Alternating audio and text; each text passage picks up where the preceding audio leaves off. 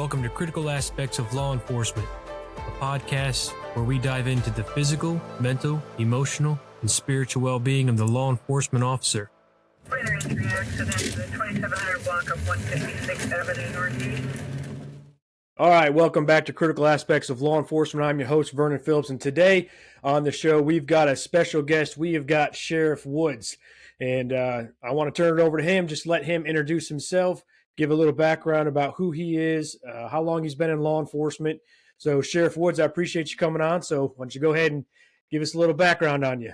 Well, thanks for having me, Vern. I appreciate the opportunity to come here and chat with you and give a little insight into maybe some things that hopefully can help somebody. But I'm turning on my 35th year in law enforcement. You know, I started my career with the Ocala Police Department. Now, serving the public is not new to my family. My father served with the City of Ocala Fire Department for 32 years himself. 16 of those years, he was the fire chief for the City of Ocala. So, you know, we have been in public service for an awful long time.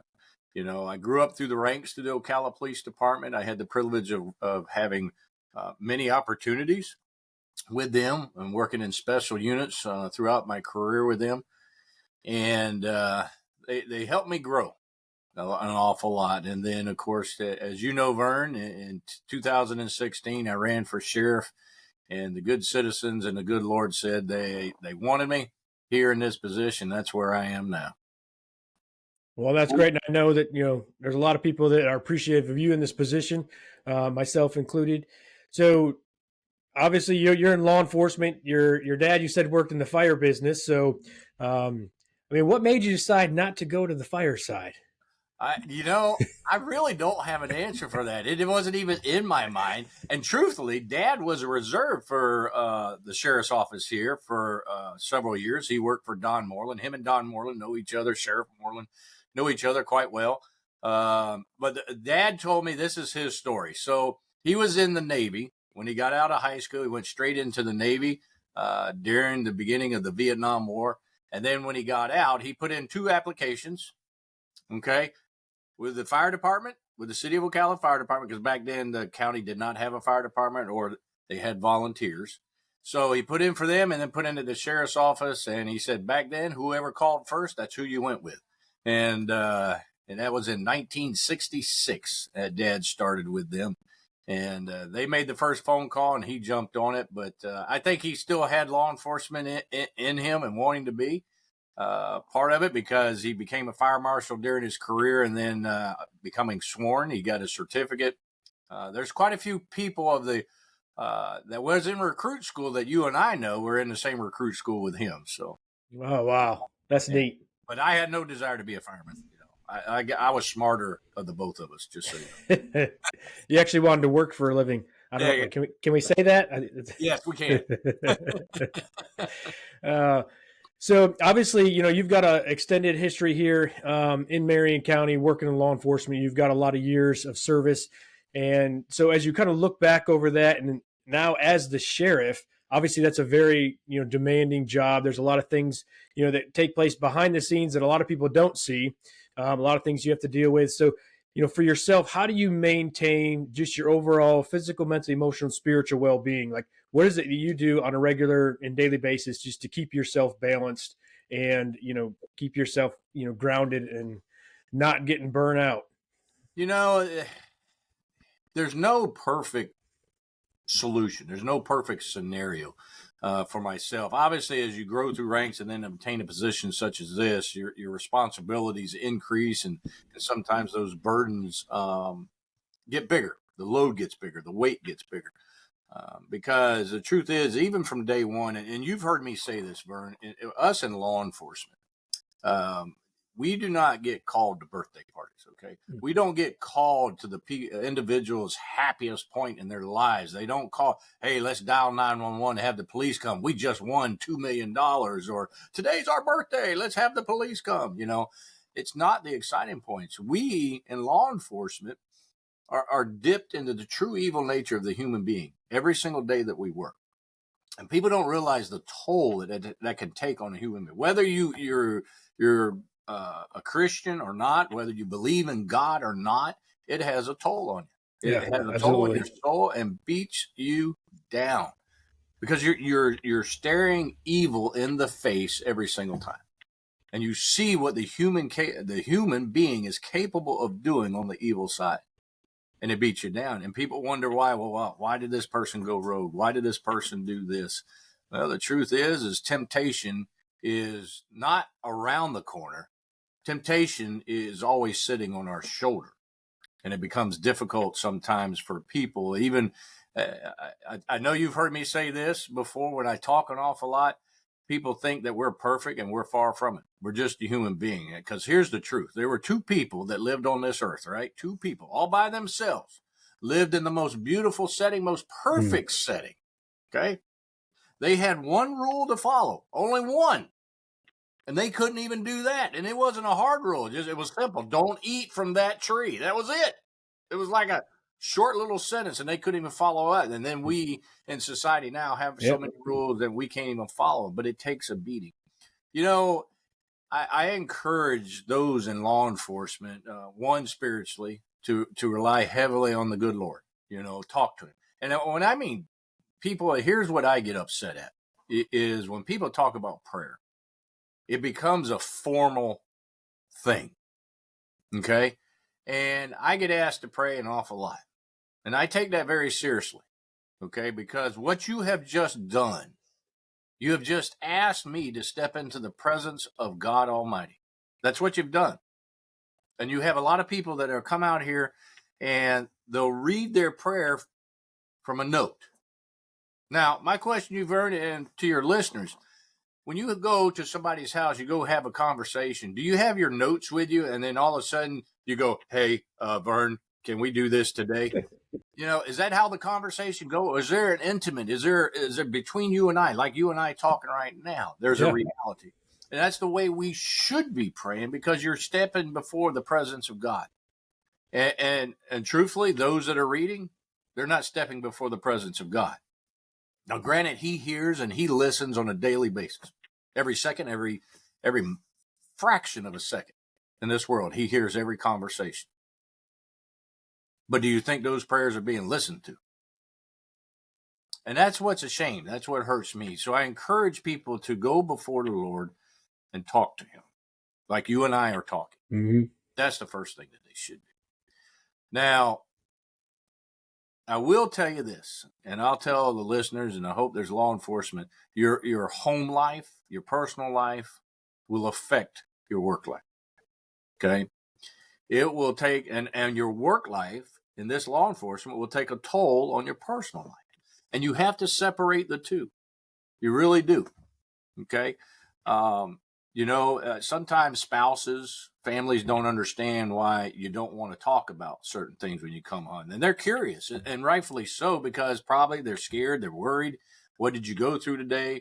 You don't want to tell them that you just had some idiot point a gun at you, or you had an idiot that you had to take a knife off of, or that you had 3 fights tonight and you got beat up pretty good. You don't want to walk in at 7 o'clock at night, getting off shift, and tell your wife, hey, dear, I just had a gun shoved in my face. That it takes a toll. Yeah. So me personally, I have always separated the two. Okay. Not that I didn't want to talk about it, because there's some people that should. You shouldn't allow what I've just discussed to eat you up on the inside. Talk to the family members. If you need to, you should. Okay. And there are things they shouldn't know. They really shouldn't, just for their protection. But when separating it is, you're not talking to them like you would talk to an individual on the street. They are your family. Take the time. Take the days off. Pull it away. Shove it in a corner. The work needs to be shoved in the corner. Spend the time with the family. Yeah. Now, in my position, that is an utmost. Because as you know, Vern, my schedule is there's a dot on every single day of the calendar year for me. And it had started day one when I took office, and it won't end until I have a whole pile of friends. And I know that when I quit being sheriff, all those whole pile of friends are going to disappear all of a sudden.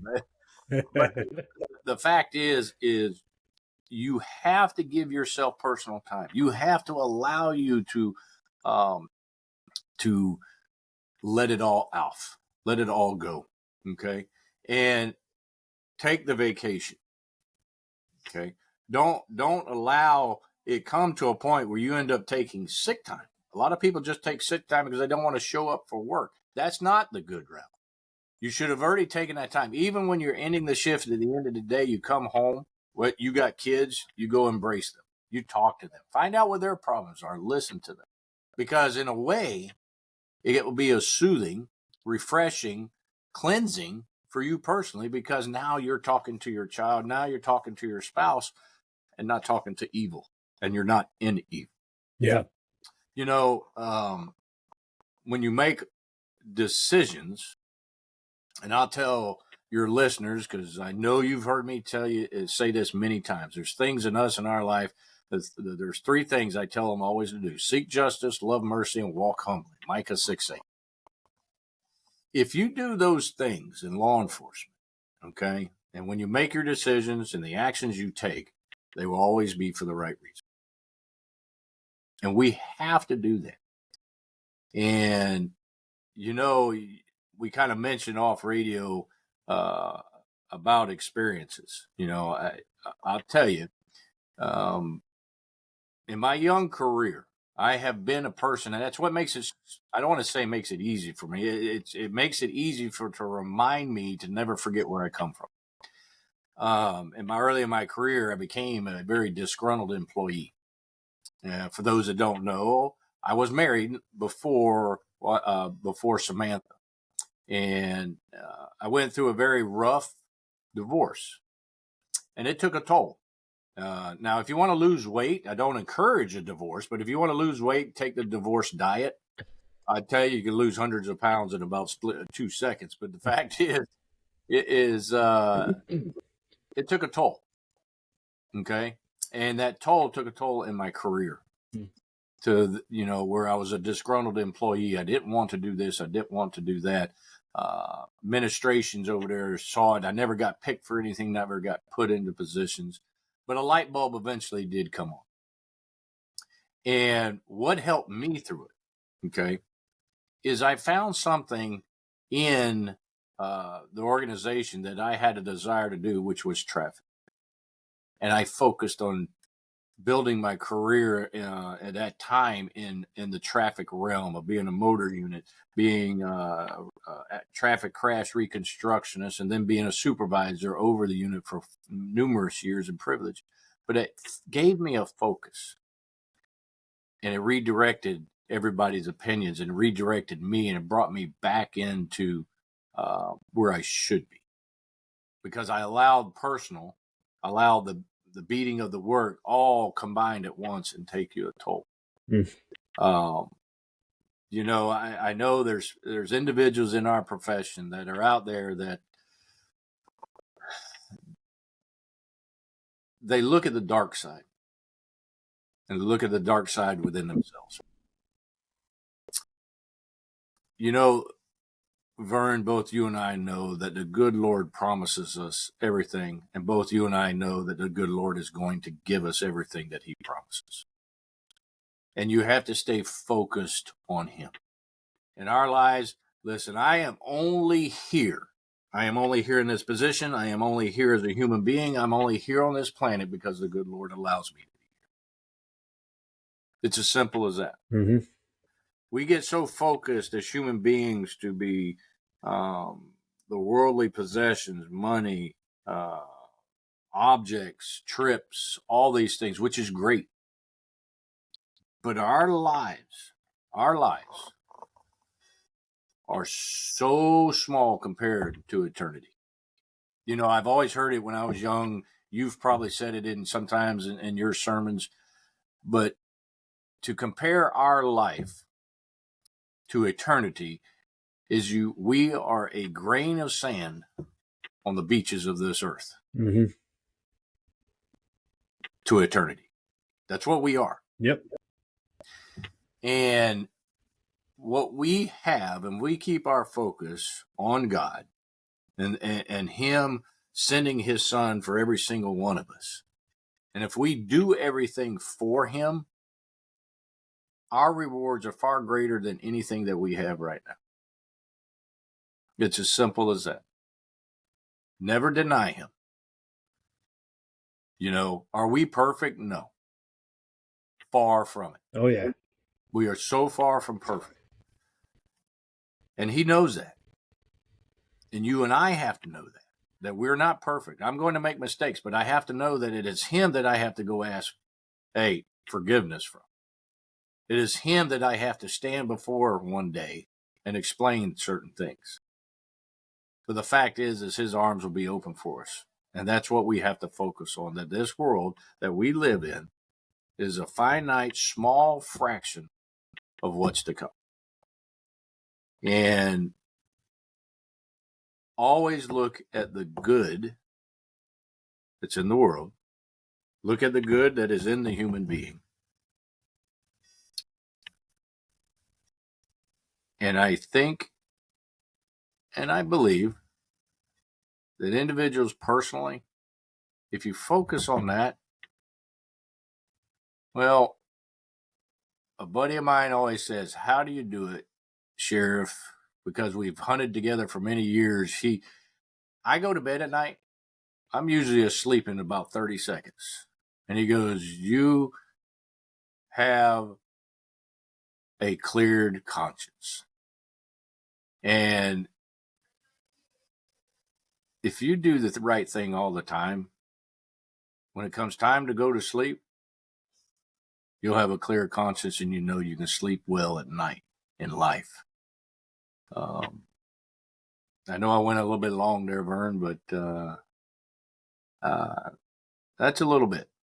Yeah. No, I appreciate it. We should probably just end the show right there. No, but there's definitely other things to talk about, and that's very important because I think the spiritual component is one that we oftentimes leave out. Right? We talk a lot about the physical, right, and the mental, the emotional. Those are kind of like the big ticket items now in the first responder community. The conversations are, hey, let's talk about the mental and the emotional, right? The physical has always been there, right? Because there's the aspect of being in some type of physical shape because of the job you're in, the profession you're in. So that's always going to be there. That expectation, to take care of yourself physically is always going to be there. But I think, over the last several years, we've seen an increase interest in the topics, just of your overall well-being, especially the mental, the emotional. But now I kind of see this from my position where I'm at is now we're kind of seeing this, the spiritual aspect kind of start to drift back. Right. Yeah. But it very much plays a factor in who we are. Right. Because it's a makeup of who we are. Right. The physical, mental, emotional, and spiritual are building blocks of who we are. And a lot of people are like, well, I don't believe in anything. Well, unfortunately, that's still a belief, right? They're like, "What? I don't have a spiritual belief because I don't believe in anything." Well, unfortunately, that is your spiritual belief, is that you don't believe in anything. And if you think about it, it takes a whole lot more faith to believe in nothing than it does to believe in a heavenly Father that's created us, each and every one of us, exactly how we are, and sent his one and only Son to die in our place, because that's nothing we could ever do to atone for our sinful lives, right? So it takes a lot more faith to say, well, there's nothing, than it does to say, no, there is, we are created. There is a heavenly Father that loves us and cared enough to send his Son. But that's a whole other topic we can get into on another episode. So, but no, I appreciate you sharing that, because those are important things. And I think a lot of times we lose those factors. We lose the thing about, hey, when you go home, check work at the door. And when we talk about that, it's not like, hey, just don't check it at the door and then come in and be completely checked out, right? But engage with your family, have that quality time. Don't go home and then take everything that you've experienced and dump it on them, because they're not equipped to handle that. If most in this profession, they struggle with a lot of the things that they've gone through and dealt with.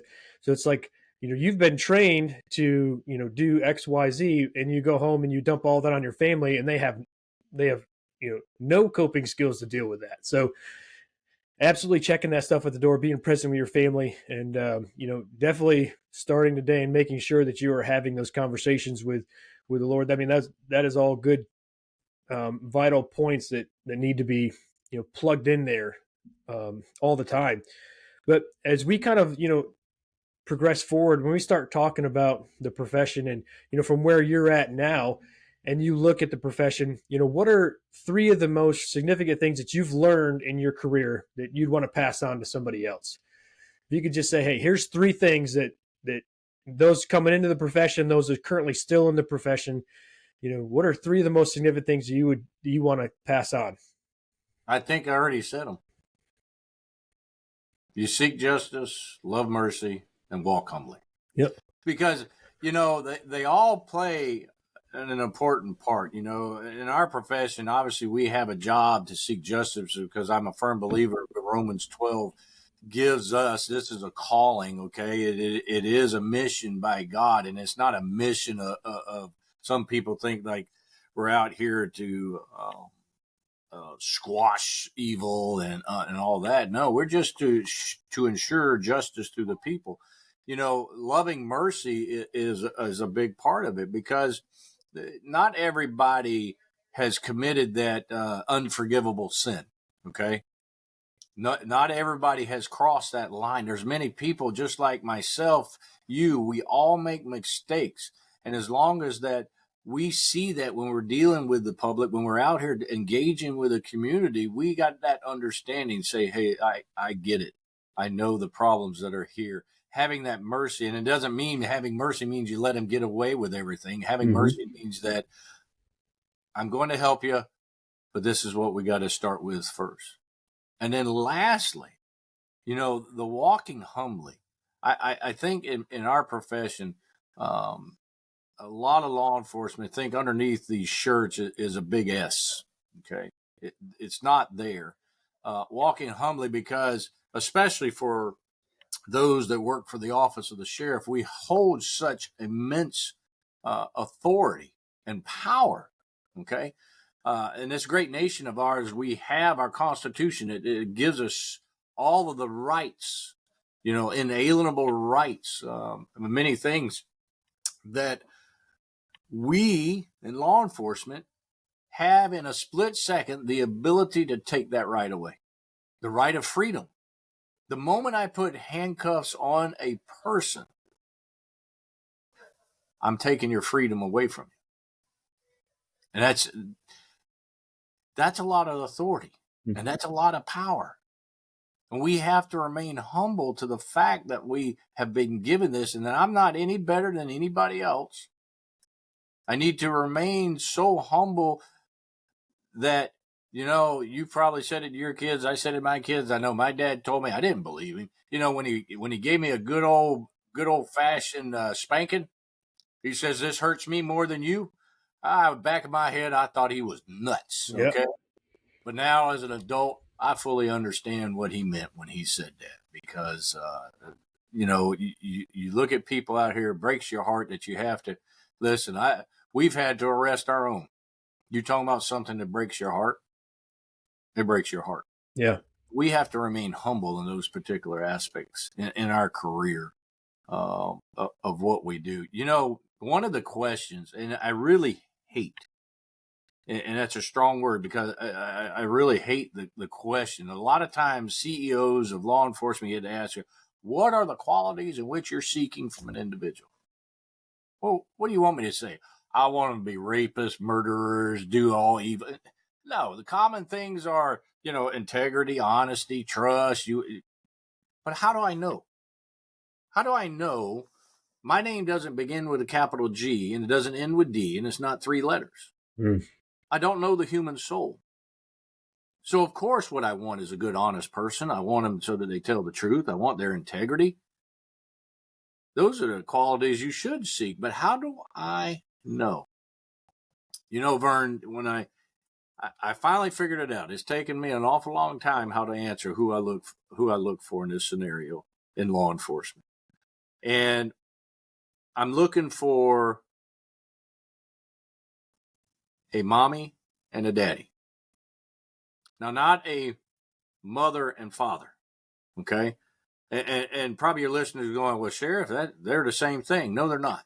See, a mother and a father is the biological process that requires us to to do so that the population can keep going on this planet, right? Yep. So what's in that component that it does not exist in the mother and father, which is in the mommy and daddy, is what's on the inside. Think about this. Parents, you, especially moms, okay? And that's what draws my attention. They have an unconditional love. They have an unconditional care, unconditional sacrifice. You would move mountains for your kids. You would sacrifice your own self, regardless of what it is, whether it be your life or change places where they made a mistake in their life. Those characteristics, that's what I want in a law enforcement. Because if they have that to treat their fellow human beings, you imagine how much better this world will be, how great that law enforcement officer will be in their career. Yeah. But I don't know it. And every time we try to hire somebody, we're taking a gamble. It's a 50-50 shot. I don't know. There's no promises. I can't see into their heart. I can't see into their soul. I just hope that I picked the right one. And for those that are entering it, I want you to think about it. This is not a job. It's a sacrifice, one of your life, because you're going to give an awful lot of your life for people you don't even know. And if you're going to do it, it better be for the right reason. Yeah. Hopefully I answered your question. Yeah, no. And those are great points. And I don't think a lot of people think about that when people ask, sheriffs and chiefs, like, hey, what do you desire? What do you want to see in your people? And it's kind of a loaded question, right? Yeah. And it's the question like, well, how do you want me to define that doesn't, paint me into a corner, Yep. but then also kind of directs me to get the qualified individuals that we want. So, I think that's a good description and good makeup of what we should be looking at, because if you can interact with somebody as a mommy and a daddy, right? Because when just like you said, when you get called father or mother, that's different than when you're called mommy or daddy, right? Because there's that expectation there that even though I messed up, you're still going to love me. Yes, there might be consequences, but I know that you're still going to treat me the way that a mommy and a daddy would treat me. Correct. Right. And that's the same way that, like you're saying, is how we deal with interact with the public. There might be somebody who does something and they make a mistake and they mess up. But they should still be treated that, hey, you messed up. There's going to be consequences for your actions, but that doesn't mean I'm going to treat you any different than I would anybody else. And Correct. you made a comment that, underneath that we all seem to have this idea there's an S. And so we all do have an S, stamped here, but it's not for Superman, it's for sinner. So that's exactly right. We all do have that S, but that's something that we all need to be reminded of is, when we interact with other people, we need to interact with them the way in which, they see that, yeah, you know what, I've messed up and these consequences are on me. And you're here doing this job because this is what you're called to do. And I think if we were to do that more often, I think you'd see a different reaction than sometimes we get. But unfortunately, we can't control other people's perceptions of what law enforcement is, but you can control how you interact with people, and you can dictate for yourself how the individual you're speaking with or dealing with perceives you. But maybe not the community as a whole, but you can change it with interaction. So absolutely. I totally agree. So in your position, obviously, there's a lot of stuff that you deal with on a regular basis. And there's probably a lot of things that you've, gone through here just in the last several years being sheriff. But when you look back over your career, and I gave you the option, kind of what way you want to go. So what's one of the experiences you've kind of gone through, whether you want to share one that was, awkward or funny, or even one of the harder ones, but if you decide, say, hey, this is one of the, my more, challenging calls, but this is what I did to get on the other side of it. Cause I think we do get a lot of people kind of stuck in those areas where they have a particularly hard call. and usually they involve, deaths of kids, and those are always some of the worst, right? And but It's odd that you just said that, because while you were talking, a particular case come in mind. Early in my career, I don't want to say that it was any form of an obstacle, but it was it wasn't my first call that I worked, but it was probably one of the first major calls within the first year of working. And the call was to a home where an infant, and the infant was 3 months old.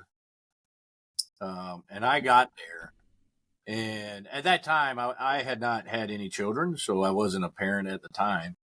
But however, the 3-month-old was black and blue from the top of its head to the bottom of its toe. And and what we had found out later is the child, pretty much every bone in its body was fractured in some shape, way, or form. And that had come by the hand of its own biological father, because the child had crying all the time. Now, he was a drunk, but he had beat this child so much to what we saw. And you look at something like that, it takes you emotionally in so many different directions, okay? Yeah.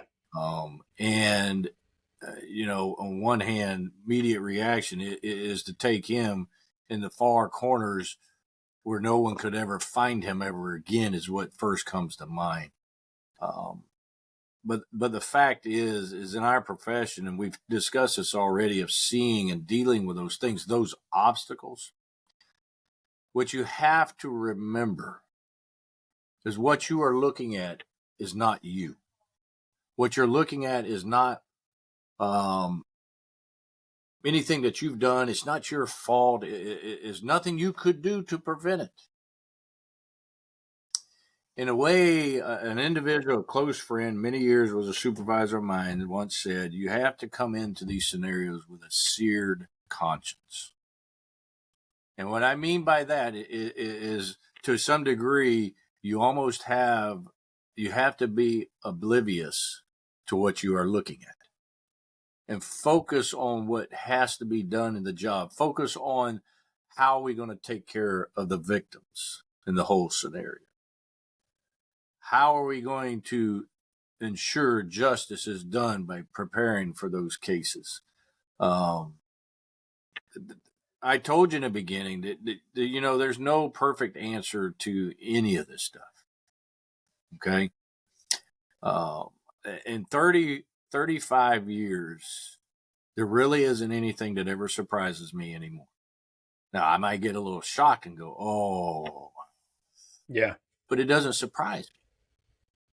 I've seen that to a man that killed 4 of his children, strangled them and his wife, put them in containers, and held him in those containers for weeks until we, found him and arrested him, and now he's charged with a homicide. And I don't know. There truly isn't no perfect answer, with the exception of one thing. And really the whole podcast here, discussion, is ensuring that we turn our eyes back to God. That's what it boils down to. I don't care what anybody thinks. And yes, I don't know if you've ever watched Steve Harvey. Okay. Steve Harvey did an interview, and I don't think I forget who it was with. It was one of the big time individuals doing an interview like Oprah, but I forget what it was. And they were asking, because Steve Harvey is a very strong faith individual, believes in God. Okay. And he was asked a question, well, what about people that don't believe in God? His answer was, I think you're morons. Okay. And I was like, well, right. You are. He goes, I cannot understand how people can believe that they came from a monkey. Okay. He goes, you're idiots. And he goes, I won't even talk to him. He just walks away. You know, what's wrong with the world? Is our eyes are in the wrong direction. Yeah. It's simple as that. There's no complication. There's no thinking about it. Our eyes are in the wrong direction. And in all of these scenarios, even myself, you know this. I've had to arrest deputies. I've had to arrest employees. And some of them break my heart because I was personally close to them and never saw it coming. Yeah.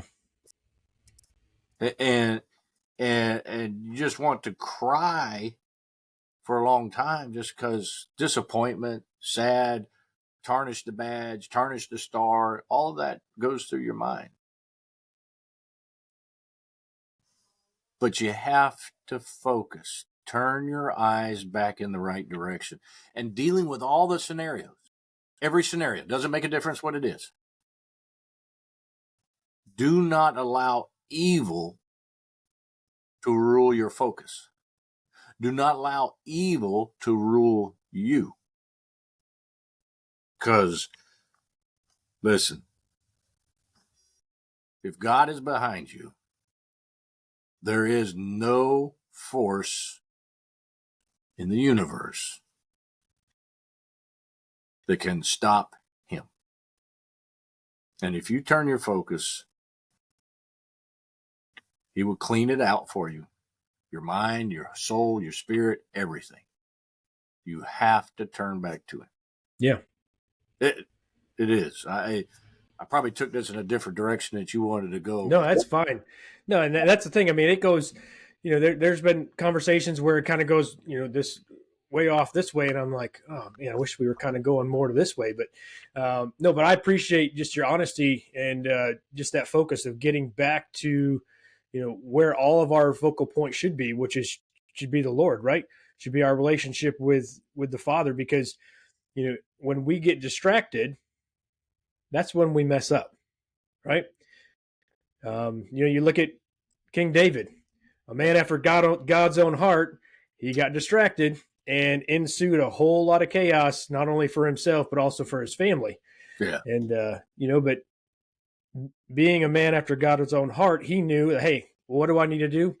I need to refocus. I need to come back to what I know is right, and that is my relationship with God the Father, right? And fortunately, for us, we have that through the Son. And I think that, like I said before, that's something that we're missing, I think, in just in the first responder profession. We're kind of getting away from how much there's a spiritual significance that plays into this profession, right? Well, so think about our job. Yeah.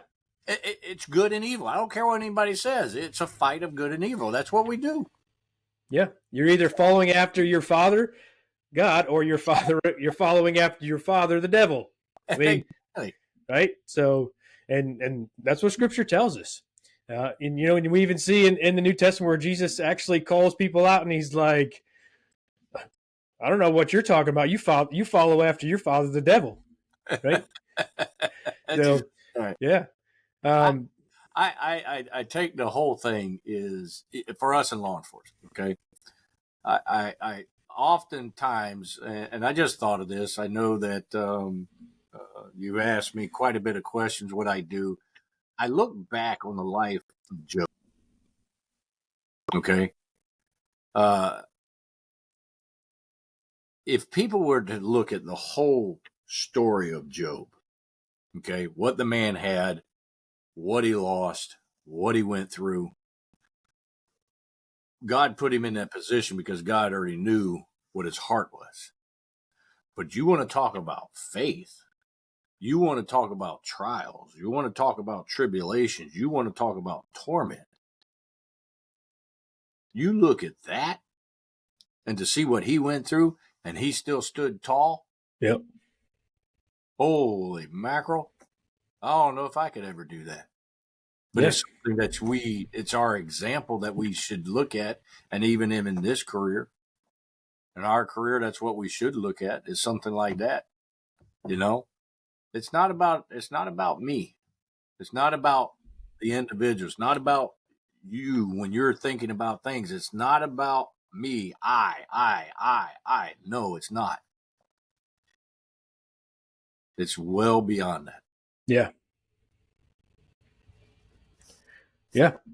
And when we think about the career, and people always talk about resilience, and hey, how do you manage the career, and how do you keep from allowing things to impact you? And I go back to the spiritual component. Is I look at there's specific things that are set in place that make somebody resilient. And when I talk about resiliency, I'm talking about it from a biblical perspective, right? So when we look at somebody who has resiliency from a biblical spiritual perspective, it's they're internally focused. And when I say they're internally focused on what? Their relationship with the Father. Mm-hmm. Right? So they're internally focused, they're purpose driven. And when I say they're purpose driven on what we are set out to do, or what we are called to do as believers, which is to what? Go and be the example to others, to go and be Christ to others, right? So you're internally focused, you're purpose driven, and that gives you the ability to face adversity, Mm-hmm. right? And not only just survive it, but thrive in it. And when you look at that, and you look at Scripture, and you look at the Old Testament, and you see it in individuals like Job, right? Yep. He was internally focused on his relationship with the Father, right? And he was purpose driven to live his life in a way that glorified God. And it gave him the ability to face all that adversity. And you can go through so many different individuals that we see in the Old Testament, the New Testament, even to Christ, right? Christ was internally focused on a relationship with the Father. He was purpose driven. And what was his purpose? His purpose was to come and to be that atoning sacrifice that we could never be. Right. Right. And that gave him the ability to face the cross and to take all of our sin debt on himself. So when we think about that, so we're missing that component, and we wonder why people kind of start to get lost, and they feel bogged down, and they feel that, that there's so much that weigh on them. It's because, well, where at the end of the day is your focus, right? Mm. If it's not on the Father, then that relationship is not determining your purpose, right? You're determining your purpose. Yep. So there's a whole lot that goes into that. There is. So a lot of moving parts. Yep. That's what it boils down to. A lot of moving parts. And you talked about earlier, as we kind of start to wrap up, you talked about earlier that the reason that you're in this position is because this is where God has placed you, right? My whole thing is I'm where I'm at until God tells me otherwise. Here's what I do know, Vern, is the good Lord gives us all a direction, okay? And he lays it out. Now, he doesn't hold our hands. He ain't going to, automatically appear in front of you or talk in your voice, but he does lay a path out for you. And it's our decision whether we take that path. Now, the good Lord sometimes subtly will say, hey, you may want to go that way. Sometimes he takes a 2x4 and nails you in the back of the head. Right? Yeah. I'd rather the whisper than a 2x4 in the back of the head from God Almighty, if you think about that in reality. Put that in perspective. Listen to those subtle things when he's talking.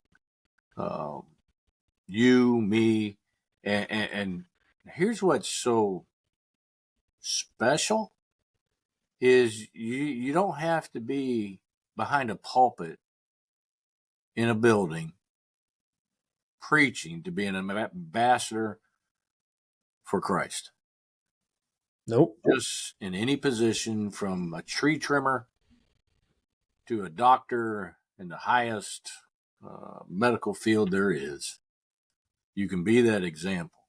And that's what I encourage them, because I'm telling you, I know you keep asking me, what is it you do? What is it that keeps you? And people, you're not the only one. People ask that. Those are the questions that are.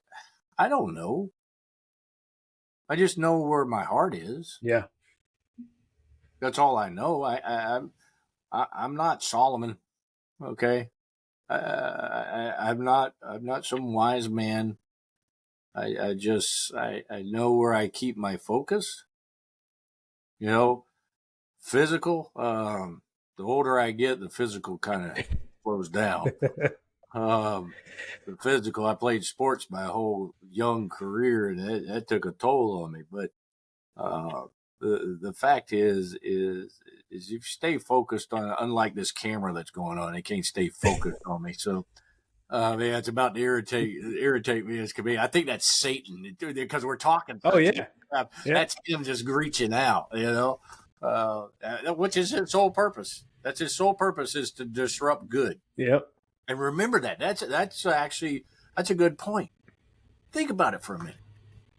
His sole purpose is to stop, ruin, mess up good. Yep. So when we have these scenarios, think about that for a minute. That means Satan is standing there trying to poke you. Yep. That's what's happening. Don't allow it. Vern, I've talked an awful lot on you. Took you some paths you did. No, that's all. It's great. This is why we do this, right? Just to have these authentic conversations and just talk about the profession and talk about real things that impact the law enforcement community, first responder community. And, I appreciate your time coming on here. And usually I end with how much has your faith played in where you're at today? But I think we've probably already covered that. I think, I think loud and clear, yeah, they're deaf. Okay? Yeah, I think that conversation's already been had. But I want to be respectful of your time. And, we've talked a lot and we've shared a lot of good things, and you've shared a lot of good things, Sheriff, and I really appreciate it. So I appreciate you taking the time to jump on and share just your thoughts and, share your heart, and I appreciate it. You're more than welcome, Vern. You have a blessed day. Thank you. I appreciate you tuning in and listening to Critical Aspects of Law Enforcement. Remember to subscribe to the podcast and share this resource with your fellow officers.